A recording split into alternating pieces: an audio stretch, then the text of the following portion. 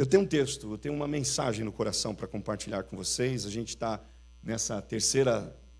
no terceiro episódio da série Aliança. E nós já ouvimos aqui, a gente estava viajando, mas a gente tenta se conectar e receber o que Deus está falando com a igreja também, mesmo fora. Então, eu ouvi as mensagens que a Leninha ministrou, que o Josias ministrou, e fui abençoado por elas. Então, nós estamos trabalhando esse tema, aliança. O Espírito Santo colocou ao meu coração esse tema já há algum tempo, e é muito amplo essa matéria, a aliança, esse tema, essa proposta. A Bíblia está cheia de exemplos de aliança. A gente tem alianças de todos os tipos, de todas as formas. A gente tem alianças que são feitas com Deus, a gente tem alianças que são feitas entre pessoas, a gente tem exemplos da aliança do casamento, né, no matrimônio, a gente tem exemplos de aliança por todos os lados. Existem nações que fazem alianças umas com as outras, existem sociedades anônimas que fazem alianças umas com as outras. No mundo do esporte existe alianças. A aliança está em todos os lugares. É algo que está muito presente na nossa vida enquanto seres humanos.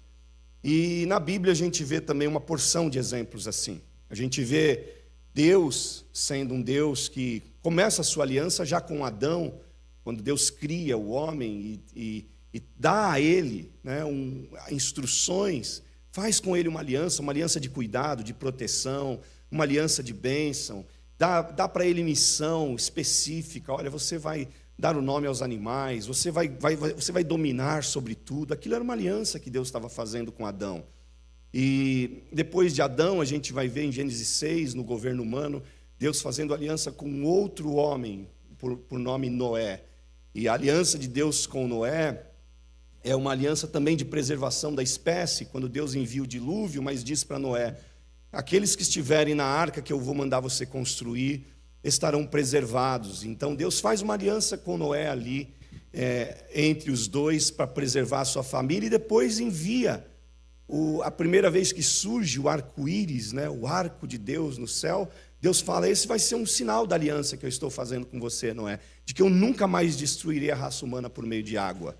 Então, são alianças que Deus vai fazendo. Depois de Gênesis 6, tem a aliança que Deus faz com Abraão, e a aliança que Deus faz com Abraão é super extensiva. Tem a aliança de Gênesis 12, que Deus promete para Abraão o quê? Terra e família. E Abraão era um homem que não tinha filhos, 75 anos de idade. No segundo momento da aliança de Deus com Abraão, Deus ratifica, confirma a aliança de Gênesis 12 no Gênesis 15, dizendo para Abraão: olha para as estrelas do céu, Abraão, conte as estrelas do céu, se é que você pode. E Deus disse: assim será o tamanho da tua descendência. Ali Deus estava confirmando aquela aliança que Deus tinha feito com Abraão. Deus faz um ato poderoso ali no Gênesis 15, porque a Bíblia diz que Deus diz para ele: olha, Abraão, pegue um animal, né, ou alguns animais, corte eles ao meio, e nós vamos fazer essa aliança. Aliança de que eu vou fazer de você uma grande nação. Mas aquela aliança não era só apenas de dar para Abraão descendentes. Ali no Gênesis 15 existe algo muito profundo na Bíblia, algo que é até difícil pregar. A confirmação de Gênesis 15 está em Ezequiel 33 e 14, salvo engano, quando Deus mostra, e o profeta mostra um método que existia da aliança antiga, como eles faziam alianças antigas. Eles, quando havia uma aliança de credor e devedor, eles faziam o seguinte: nós vamos cortar um animal no meio. Eles cortavam um animal no meio, colocavam cada metade de um lado, e a pessoa passava no meio dos animais. Eles passavam dizendo assim: se você não cumprir a aliança que você tem comigo de dívida, você será exposto a esse mesmo tipo de morte. Você vai ser cortado ao meio. Então isso era uma forma de um pacto, de uma aliança lá no Antigo Testamento. E Deus faz isso com Abraão em Gênesis 15. Mas vocês vão ler, quando vocês lerem a Bíblia, vocês vão perceber que Deus faz isso, mas não deixa Abraão acordado para passar no meio das metades, porque Abraão seria incapaz de passar pelas metades e cumprir com uma aliança com o próprio Deus, sendo ele imperfeito e não tendo ele o Cristo de Deus e o Espírito de Deus. Por isso que Deus coloca um sono em Abraão, e a Bíblia fala de duas figuras que passaram naquela metade: uma tocha de fogo e um vapor de fumaça. E essas duas representações que passam no meio daquele sacrifício, era uma a figura de Deus e a outra a figura de Cristo. Era como se Cristo estivesse passando no nosso lugar, no lugar do próprio Abraão, que já tinha inclusive passado para sobreviver, já tinha mentido aqui, mentido ali, já tinha deixado as digitais do ser humano por onde ele tinha passado, mesmo recebendo uma aliança de Deus. E aí Deus está mostrando para Abraão: não vai ser você que vai passar, sou eu que vou passar, e eu vou fazer um juramento de que eu vou abençoar meu povo. E essa bênção de Deus, ela só poderia acontecer definitivamente a todas as pessoas por meio de Cristo. Quando Cristo fizesse aquilo que, por meio do seu sacrifício, ele pudesse fazer a adoção, porque quando Jesus morre, ressuscita, o que é que ele faz? Ele faz agora a adoção. Nós agora somos adotados em Deus, somos enxertados, somos filhos por meio de Cristo. Então, através de Jesus, você recebeu a adoção. E essa forma foi quando Jesus passa no meio do sacrifício. E é por isso que lá em 1 Coríntios 23, ou 11, 23, Paulo disse: que eu recebi do Senhor, eu também ensinei a vocês, que na noite em que foi traído, Jesus tomou o pão, e tendo dado graças, o partiu e disse: isto é o meu corpo, que é partido por vocês. Jesus não foi partido na cruz, Jesus foi morto, crucificado. Quando os soldados chegaram para quebrar suas pernas, porque um crucificado morria num período de no mínimo, 3 dias. Então, acontece na sexta-feira, no mesmo dia da crucificação, acontece o terremoto, o céu fica escuro, o sol vai embora, fica aquela escuridão. O pessoal pega e fala assim: vamos quebrar a perna desses caras aqui e vamos enterrar todo mundo, porque não vamos esperar esses 3 dias, porque deve ter um castigo de Deus aí. Quando eles chegam em Jesus para quebrar as pernas, Jesus já estava morto, para se cumprir a palavra de que nenhum dos seus ossos seria quebrado. Então Jesus não foi partido, Jesus foi morto, ou Jesus entregou a própria vida. Ele disse assim: ninguém toma de mim a minha vida, eu mesmo a dou. Então por isso que Jesus gritou, expirou lá na cruz, né? A última ação de Jesus na cruz é um grito, um brado que ele deu. Não era um brado de um derrotado, de alguém que está lá: ai pai, socorro. Jesus expirou gritando, dizendo: está consumado, tetelestai. E ali ele vence de uma vez por todas o pecado, o inferno, o diabo, a morte. E ele vence tudo definitivamente. Então, mas Paulo fala que a representação de Cristo é um corpo partido. Por que um corpo partido? Porque ele morreu num juramento que Deus havia feito. E o escritor aos Hebreus vai dizer no capítulo 8, dizendo o seguinte: havendo Deus prometido, feito uma promessa, havendo Deus feito um juramento, não tendo outro maior do que ele, por quem jurar, jurou por si mesmo. Então ali, o escritor aos Hebreus está falando exatamente de Cristo, que passou no meio daquelas metades lá em Gênesis 12, aliança.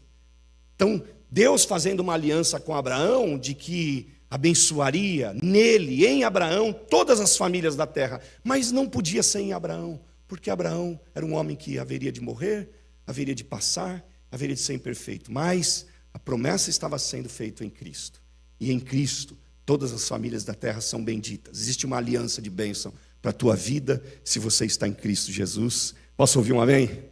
Glória a Deus. Então, a aliança de Deus, depois de Abraão, também é cumprida em Moisés, e Deus faz essa aliança por meio dos 10 mandamentos, da palavra que Deus entrega para Moisés no Sinai. Deus faz aliança por meio dos profetas, por meio dos sacerdotes. Deus faz uma aliança com Davi, e Davi recebe também uma promessa messiânica de que o seu trono seria eterno. Como isso, o seu trono eterno? É porque da descendência de Davi nasce quem?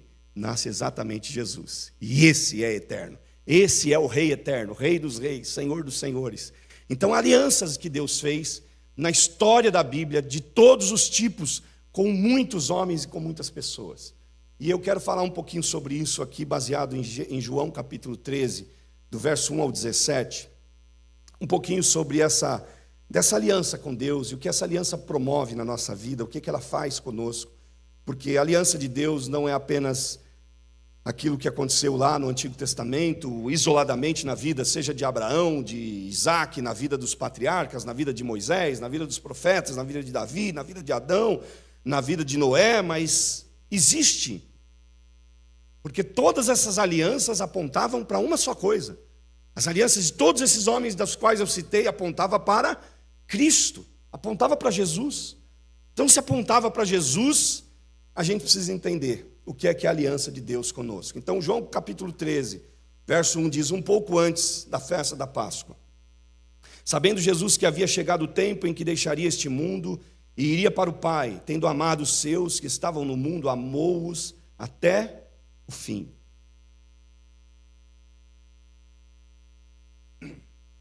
Estava sendo servido o jantar, e o diabo já havia induzido Judas Iscariotes, filho de Simão, a trair Jesus. Jesus sabia que o Pai havia colocado todas as coisas debaixo do seu poder, e que viera de Deus e que estava voltando para Deus. Olha o verso 4. Assim, levantou-se da mesa, tirou sua capa, colocou uma toalha em volta da cintura. Depois disso, derramou água numa bacia e começou a lavar os pés dos discípulos, enxugando-os com a toalha que estava na sua cintura. Chegou-se a Simão, Pedro, que lhe disse: Senhor, vai lavar os meus pés? Respondeu Jesus: você não compreende agora o que estou fazendo a você. Mais tarde, porém, entenderá. Disse Pedro: não, nunca me lavarás os pés. Jesus respondeu: se eu não os lavar, você não terá parte comigo. Respondeu Simão Pedro: então, Senhor, não apenas os meus pés, mas também as minhas mãos e a minha cabeça. Respondeu Jesus: quem já se banhou precisa apenas lavar os pés. Todo o seu corpo está limpo, vocês estão limpos, mas nem todos. Pois ele sabia quem iria traí-lo e por isso disse que nem todos estavam limpos. Quando terminou de lavar-lhes os pés, Jesus tornou a vestir a sua capa e voltou ao seu lugar. Então lhes perguntou: vocês entendem o que fiz a vocês?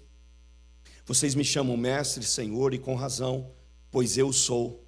Pois bem, se eu, sendo Senhor e mestre de vocês, lavei os seus pés, vocês também devem lavar os pés uns dos outros.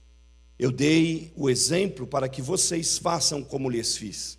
Digo verdadeiramente que nenhum escravo é maior do que o seu senhor, como também nenhum mensageiro é maior do que aquele que o enviou. Agora que vocês sabem estas coisas, felizes serão se as praticar.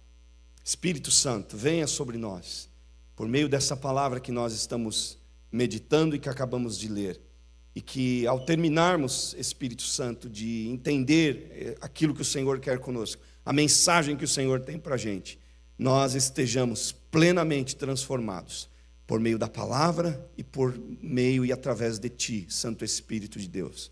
É o que nós pedimos no nome de Jesus, te bendizendo. Amém. Então, todas as alianças que Deus fez com o ser humano,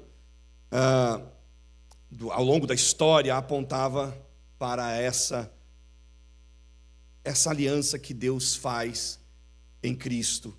E Jesus culmina essa aliança lá no chamado Monte Caveira, em Jerusalém, o Monte Calvário, e em português caveira, sobre a cruz. E embora alianças representem paz, porque também a gente tem, como eu disse, alianças com o governo, alianças com amigos, alianças com sócio, alianças de todo tipo. Geralmente alianças representem paz, represente fim de guerra. Elas também podem representar morte. A aliança não só representa vida, não só representa paz, ela representa também morte. Em alguns momentos, alianças que são feitas, elas também podem representar guerra. E a aliança que Deus nos propõe, nos chama a viver, é não só uma aliança de vida, de nós recebermos a vida de Cristo, mas é uma aliança da gente, que nós fazemos onde também nós fazemos com que o nosso egocentrismo deixe de imperar, deixe de viver, deixe de nos dominar, deixe de ser aquilo que reina na nossa vida. A gente tem muito essa piada, né? Quando um homem vai casar, o que um outro homem fala para o jovem que vai casar? Ah, esse aí, né, vai se amarrar. Ah, o dia do casamento não é o dia do casamento. Na roda de amigos, a piada é o dia da morte, é o dia do enforcamento. Não é isso que a gente faz de piada? É o dia do enforcamento, porque, em suma, as piadas são: o sujeito vai perder sua liberdade. O sujeito vai deixar de sair com os amigos. Vai deixar de jogar bola, vai deixar disso, vai deixar de aquilo. Isso é uma brincadeira muito comum no meio da sociedade. Mas essa brincadeira, ela independe se a noiva com o qual o camarada está noivo é controladora ou não. Porque quando existe uma noiva muito controladora, muito ciumenta, muito isso, muito aquilo, você já sabe que o sujeito realmente vai viver tudo isso aí. Mas quando a pessoa não é, essa aliança de casamento, ela também pode representar essas mesmas coisas. Pode representar essa morte, essa abstenção do eu sozinho. Por quê? Porque o casamento, a aliança de casamento, ela é uma unidade de duas partes para uma força maior. A aliança de casamento, ela é paradoxa, porque ao mesmo tempo que ela promove vida, ela promove morte. O camarada deixa de ser o eu sozinho para ser o nós. O eu sozinho morre. E nasce o quê? Nasce o nós. O sujeito agora não é mais o egoísta. Ele não está olhando mais apenas para si. A partir de agora ele tem uma companheira. E vice-versa, a companheira agora tem um companheiro. Então, antigamente, ele era o dono do nariz. Agora ele tem alguém para quem ele presta contas. E tem que ser assim, e tem que prestar contas de tudo, em todas as esferas. Não dá para você casar com alguém e, né, existe aí no mundo um padrão que as pessoas até conseguem levar de alguma forma isso. O sujeito casa com alguém, mas a conta é separada, a vida financeira é separada, cada um tem a sua. E vão tendo esse monte de regrinhas aí. E a gente sabe que isso não é casamento de verdade. Casamento de verdade é uma entrega total, absoluta, mútua, do tempo, do coração,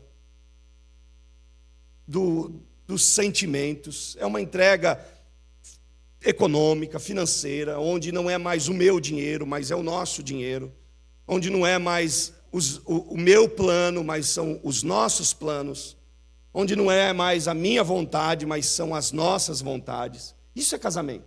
Isso é a expressão mais fiel do que é uma aliança.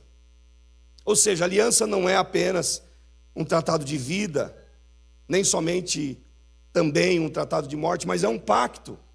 É um pacto onde a morte do ego abre espaço para a plenitude da vida compartilhada. Isso é que é uma aliança de casamento. A morte do ego abre espaço para a vida, ou para a plenitude da vida compartilhada. Agora, a aliança com Deus. Quando a gente analisa a aliança do casamento, a gente vê esses pontos. Mas quando a gente lê João aqui, eu vejo pelo menos 2 pontos interessantes na nossa aliança com Deus. O primeiro deles é o esvaziamento das nossas preferências. Porque quando Jesus fala para os discípulos, começa a lavar os pés dos discípulos, o que Pedro faz? O que o senhor está fazendo? Eu estou lavando os pés. O que é lavar os pés nessa cultura? Um trabalho de escravo, um trabalho muito humilhante. E aí o que é que Pedro diz? O meu você não vai lavar. Afinal, o meu você nunca vai lavar. Pedro já estava adiantando que não era só naquele momento que que não aconteceria, mas era para sempre que não aconteceria aquilo. Mas por que você já se perguntou, por que é que Pedro nega? Por que é que Pedro não quer a lavagem dos seus pés?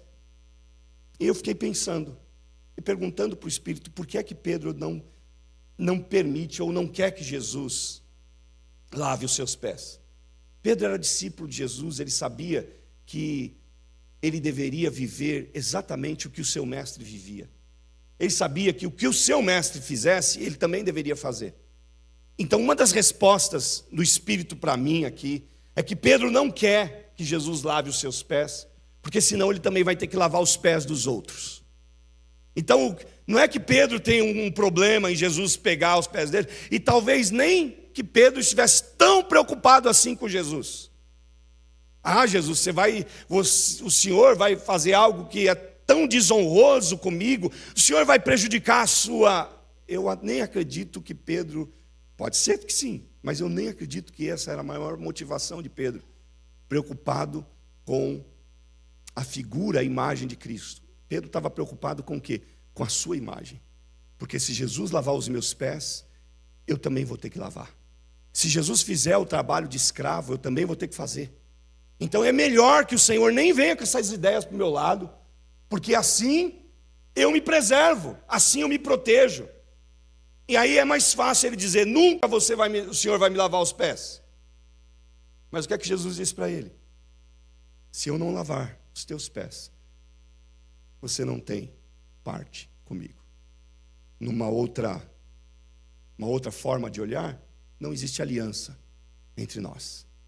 A aliança entre Pedro e Jesus, a aliança entre Jesus e nós aqui, ela se dá no esvaziamento das nossas preferências. Enquanto eu estiver vivendo para as minhas preferências, enquanto você estiver vivendo para escolher o que é melhor para você, você estará longe de uma aliança com Deus que seja consistente de verdade. Porque existem muitos tipos de aliança. O batismo, por exemplo, é uma forma de aliança. Quando a gente é batizado nas águas em Jesus, no nome do Pai, do Filho e do Espírito Santo, a gente está fazendo uma aliança. A gente está fazendo uma aliança com Deus, a gente está fazendo uma aliança pública, todas as pessoas estão assistindo, é um aliançamento. Mas é um aliançamento nominal, é um aliançamento de alma, de espírito, de coração. Mas a aliança verdadeira de Deus, ela começa não quando eu desço as águas, mas quando eu me levanto das águas e começo a colocar em prática essa aliança. A maior força da aliança não é quando eu me batizo, mas a maior força da aliança é quando os efeitos de um batismo, de um relacionamento com Deus, começam a ser vistos. Por exemplo, o texto diz que Jesus levanta-se da mesa e pega a toalha e a bacia e começa a cuidar dos discípulos. Antes ele está onde? Antes ele está na mesa. E a mesa é um lugar extraordinário. A mesa na Bíblia é o lugar da comunhão. A mesa na Bíblia é o lugar de você crescer, é o lugar de você se alimentar, é o lugar de você receber, é o lugar de você compartilhar. Mas tem uma hora que você tem que levantar da mesa. Não dá para ficar só à mesa. Na nossa vida espiritual, ficar só à mesa é escolher demais o comodismo. Na nossa vida espiritual, estar apenas sempre querendo o lugar da mesa, a gente está muito preocupado com a gente mesmo. Tem uma hora que você precisa levantar da mesa, pegar a toalha, pegar a bacia e colocar em prática o que você recebeu na mesa, o que você recebeu do Senhor. Então, por exemplo, reuniões como estas é símbolo de mesa. A celebração a Jesus é símbolo de mesa. Por quê? Porque tem a palavra que está sendo servida aqui para a gente está se alimentando, a gente está sendo abençoado, a gente está sendo tocado, existe vida por meio da palavra que vai tocando na gente. Mas a hora que a gente se levantar daqui, dessa mesa espiritual que Deus preparou, e sair lá, a gente tem que estar preparado para pegar toalha e bacia e colocar em prática o que a gente recebeu aqui. E viver um pouco, de forma externa, aquilo que internamente o Senhor está trabalhando na nossa vida. Então essa aliança que Jesus está fazendo com o apóstolo Pedro e faz conosco, ela está fundamentada e consiste no esvaziamento das nossas preferências. Pedro não quer, mas Jesus está dizendo: o que eu estou fazendo agora você não está entendendo, Pedro. Porque você está olhando o reino na perspectiva humana, você está olhando o reino na perspectiva judaica, você está olhando o reino na perspectiva de um israelita, que pensa que o meu reino veio para reconquistar a nação. E na verdade, o meu reino veio para estabelecer a glória do Senhor sobre a terra. É muito maior do que conquistar uma nação. É estabelecer a glória do Senhor sobre a terra.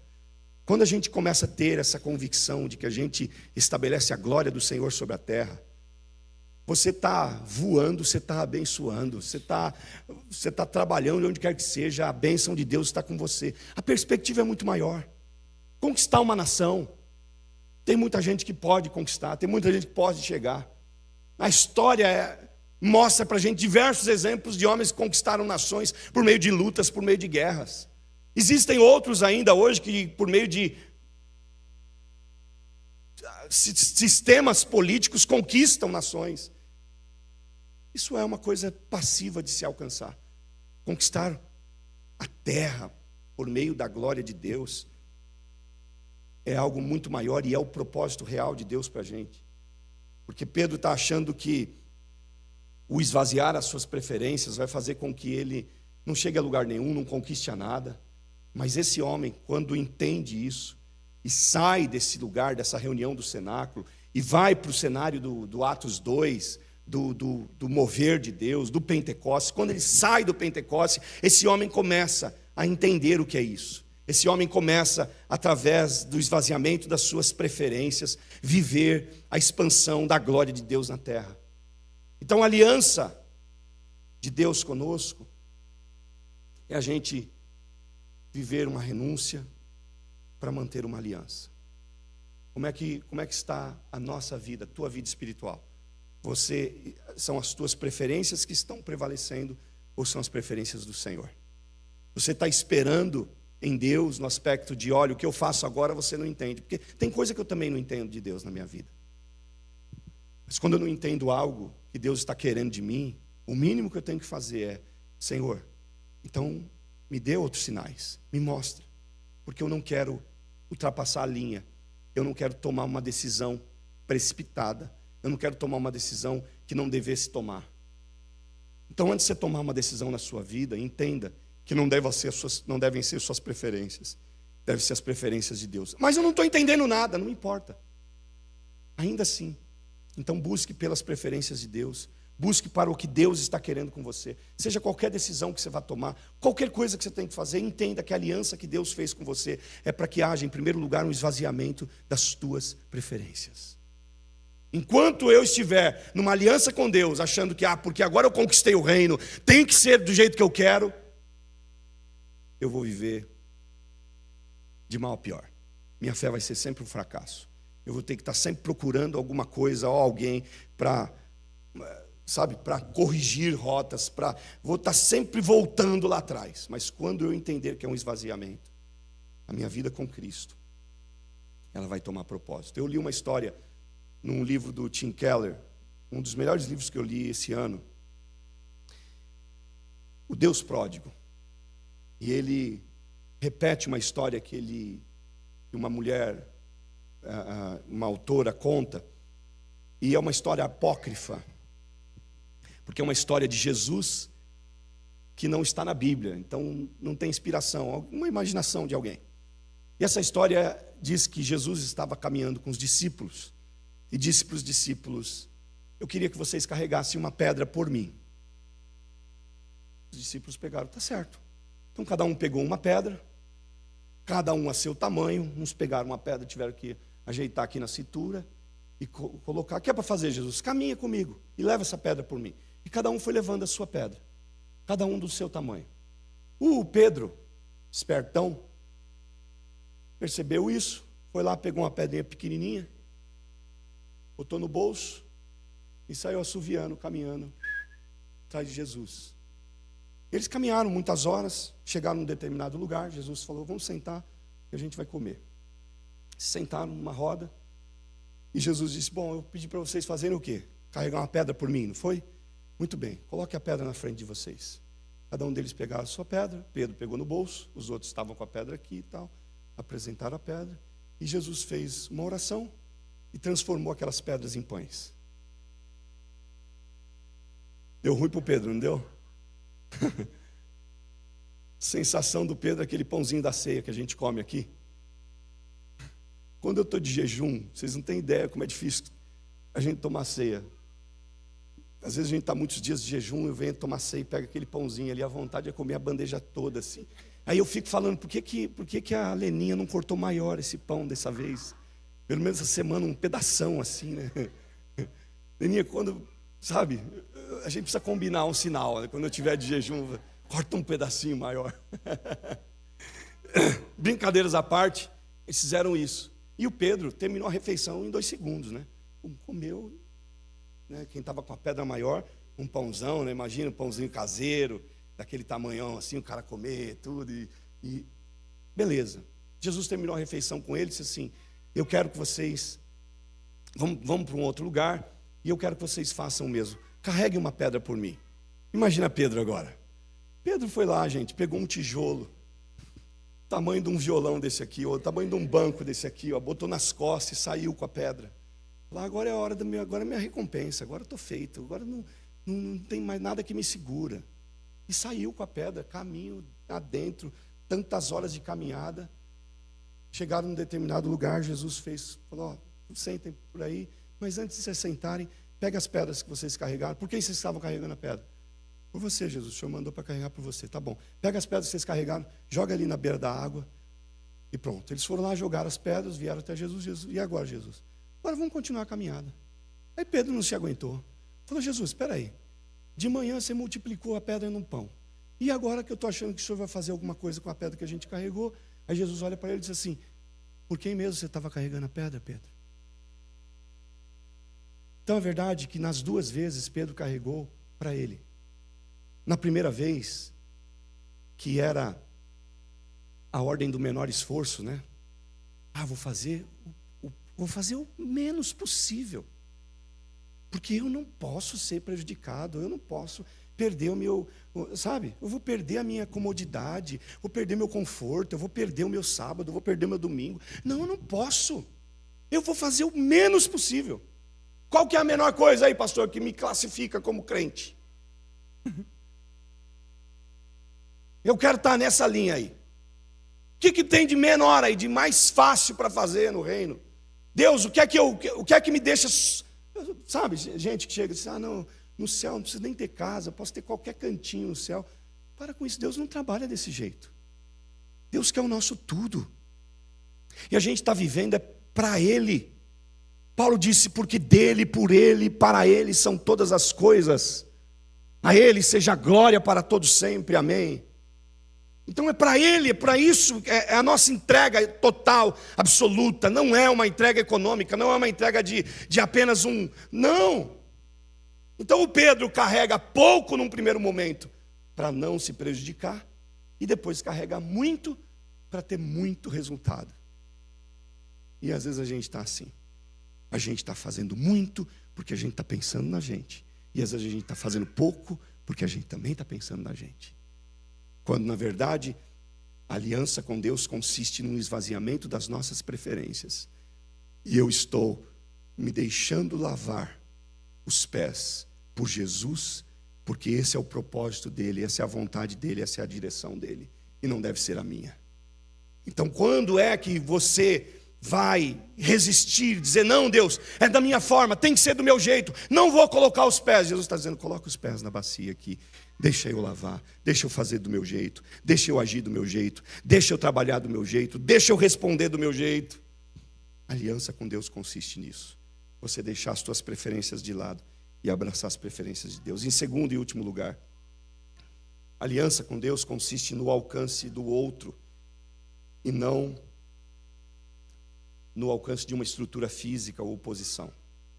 Então, não importa o quão grande você seja nessa terra, Deus pode engrandecer o seu nome, Deus pode te abrir, dar oportunidades, você crescer, prosperar, enriquecer, ter cargos governamentais, Deus pode fazer tudo isso.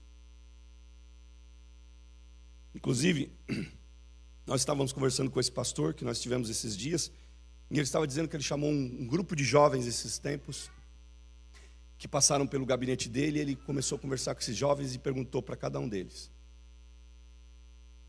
o que é que você quer da vida e para quê? Aí um disse: olha, eu quero ser rico,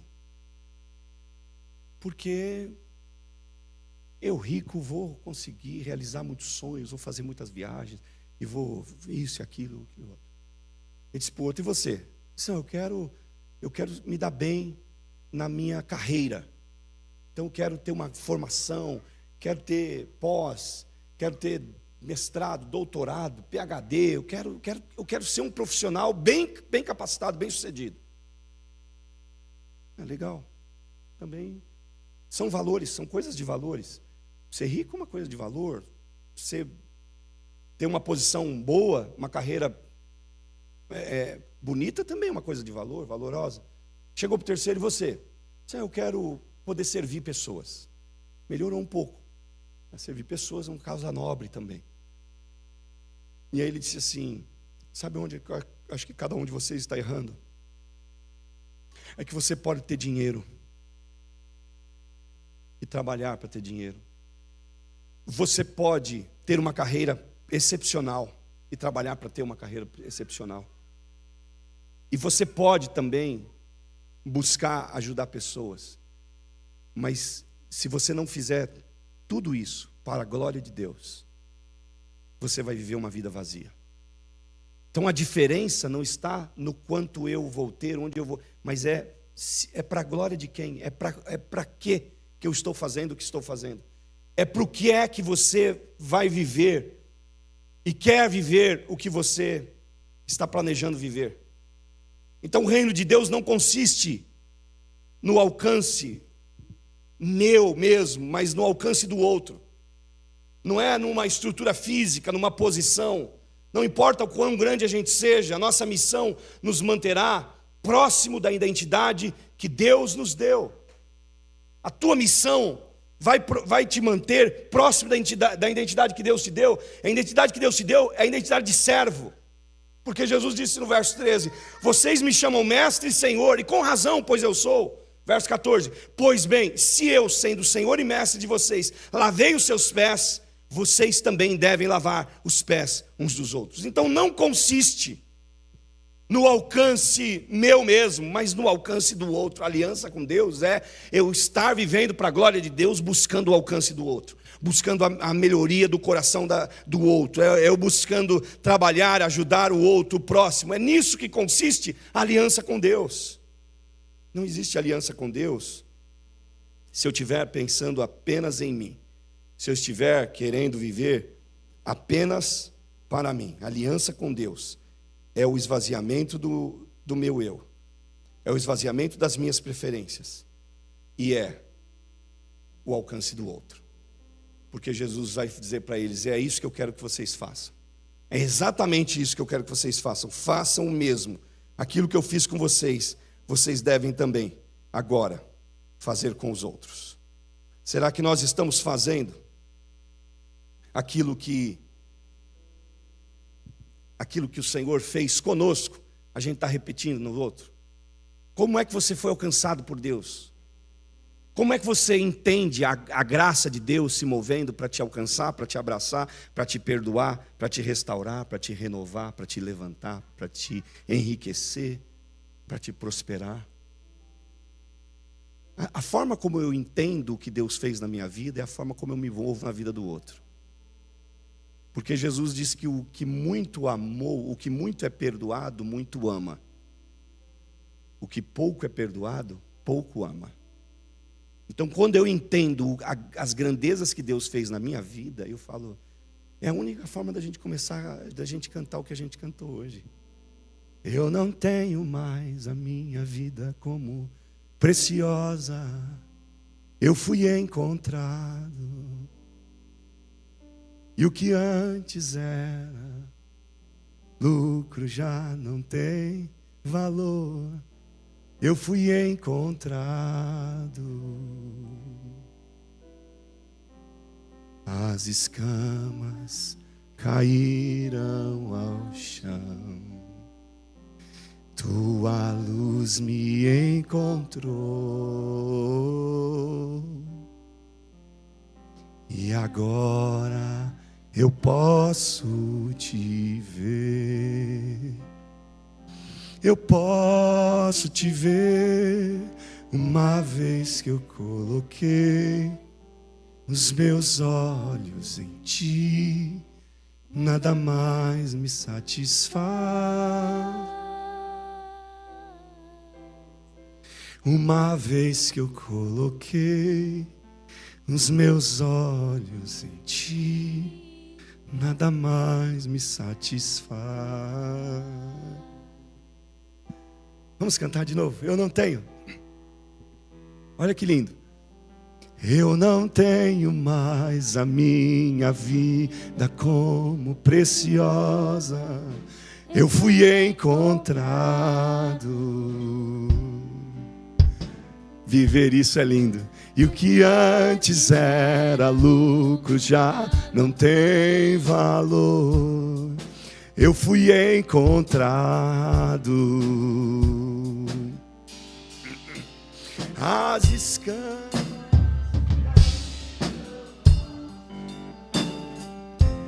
tua luz me encontrou. Agora eu posso viver, posso te ver. Uma vez que eu coloquei os meus olhos em ti, nada mais me satisfaz. Oh, uma vez que eu coloquei os meus olhos em ti, nada mais me satisfaz. Vamos nos levantar? Eu estou aprendendo a estar cada dia mais satisfeito em ti, e à medida que te conheço mais, tudo perde o teu valor. Eu estou aprendendo a estar cada dia mais satisfeito em ti, e à medida em que te conheço mais, tudo perde o seu. Eu quero te convidar a que a gente termine essa noite clamando a Jesus por isso, dizendo: Jesus, eu quero estar num propósito de aliança contigo tão grande, em que quem olhe não consiga ver diferença entre você e o que é Jesus, entre o que você está fazendo e o que o reino de Deus está operando nesses últimos tempos na vida da igreja. Sabe, as pessoas olharem para mim e dizer assim: esse cara é a expressão do que Deus está fazendo nos últimos tempos na terra. Será que a gente está sendo essa pessoa? Será que a gente está sendo esse tipo de gente hoje? Porque, gente, muda, não adianta. A palavra de Deus não muda, Deus não muda, mas a forma de Deus agir na terra muda. Os tempos são outros. Como é que Deus está agindo hoje? O que é que Deus está querendo da gente hoje como igreja? O que é que Deus está chamando você para viver hoje como igreja, como servo, como a serva dele? Será que alguém está olhando para você e dizendo assim: esse sujeito está vivendo exatamente como Jesus quer que ele, como Jesus está querendo que a sua igreja viva nesses últimos tempos? Esse sujeito tem aliança, essa pessoa tem aliança. A aliança com Deus te identifica no mundo, da mesma forma como uma aliança na minha mão identifica o meu estado civil. Esse anel que está aqui na minha mão diz que sou casado, diz que eu sou de alguém. A nossa aliança com Deus nos identifica no mundo, mostra para o mundo. E essa aliança é muito mais aquela que eu vivo daqui de dentro para fora do que as externas, do que as alianças que estão do lado de fora. As alianças que eu faço e que eu pratico como cristão, de vir à igreja uma vez por semana, de fazer as coisas que o crente, o cristão faz. Existem sinais de uma aliança com Deus, que Deus está nos chamando para viver, que são muito além daquelas que são exteriores. São aquelas que começam dentro da gente, que a gente começa a se esvaziar e dizer: Deus, eu quero morrer para mim mesmo, eu quero deixar de eu mesmo querer dominar, reinar e estabelecer o meu próprio reino. Eu fui para o Brasil há algum tempo atrás. Eu comecei a sentir um desconforto e uma vergonha na minha vida pastoral de algo que eu vivi há 23 anos atrás, na primeira igreja que eu pastoreei em Quaná. A primeira igreja que eu pastoreei em Quaná era na rua de uma favela, na zona leste de São Paulo, uma favela chamada de Vila Cruzeiro, num bairro próximo à Vila Guarani, com Vila Cruzeiro. E era uma favela muito perigosa, uma favela muito com tráfico de drogas muito potente e poderoso ali. Artistas já tinham sido vistos por ali, tudo buscando droga. Era um lugar muito barra pesada. E eu cheguei naquele lugar, aquela igreja tinha sido construída, levantada e coberta. Estava toda sem acabamento. A gente usava o templo no contrapiso, aquele concretão duro. E eu tive a felicidade de trabalhar todo o acabamento daquela igreja, por dentro e por fora. Eu, junto com a igreja, terminei aquele prédio.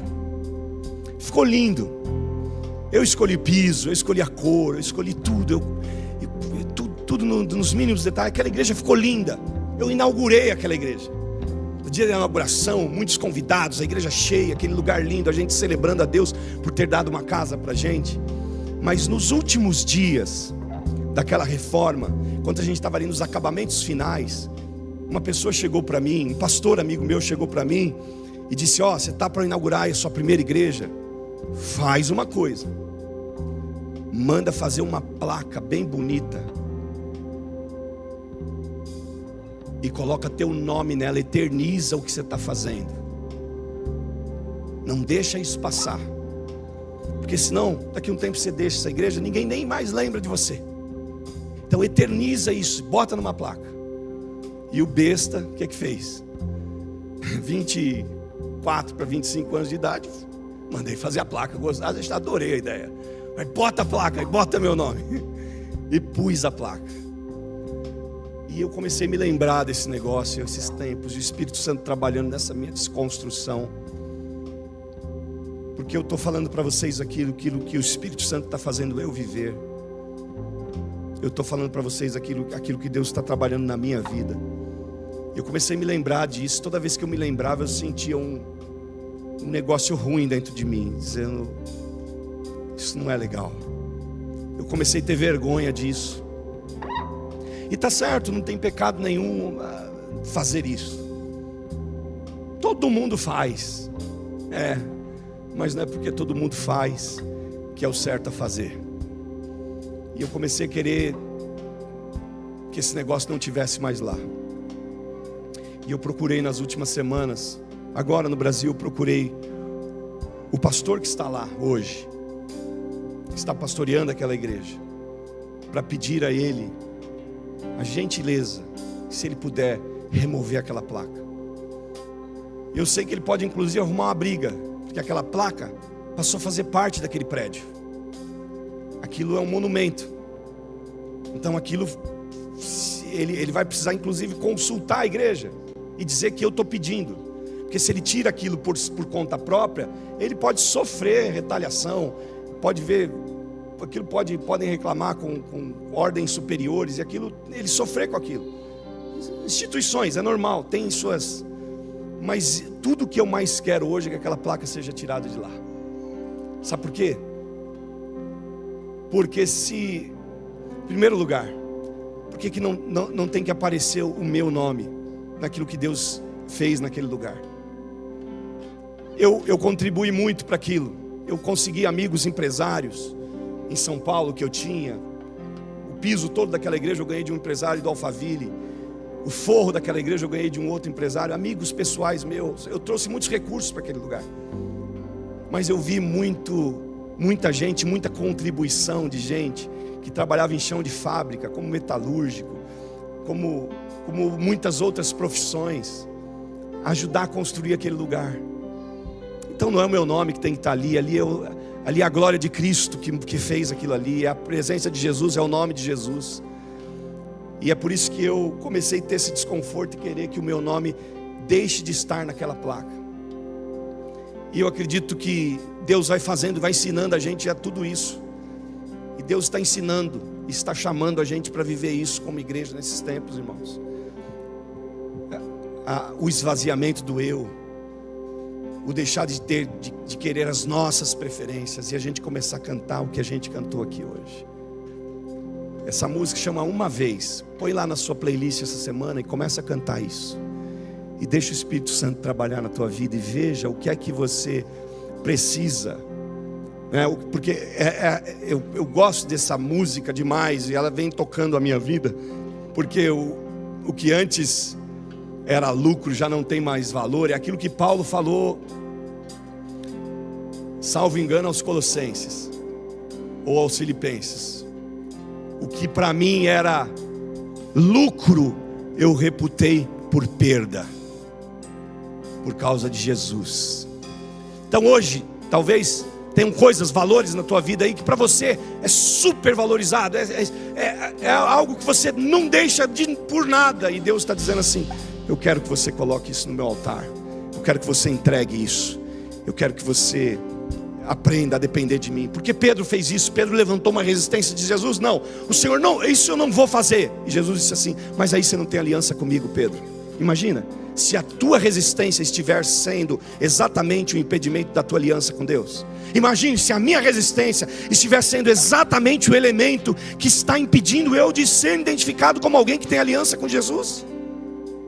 Mas eu já fui batizado, Jesus, eu já fiz. Pedro já tinha pregado em missões, já tinha curado pessoas, já tinha expulsado demônios. Pedro já tinha feito uma porção de coisas. Jesus está dizendo assim: mas se você não pôr o pé na minha bacia, você não tem aliança comigo, Pedro, você não tem parte comigo.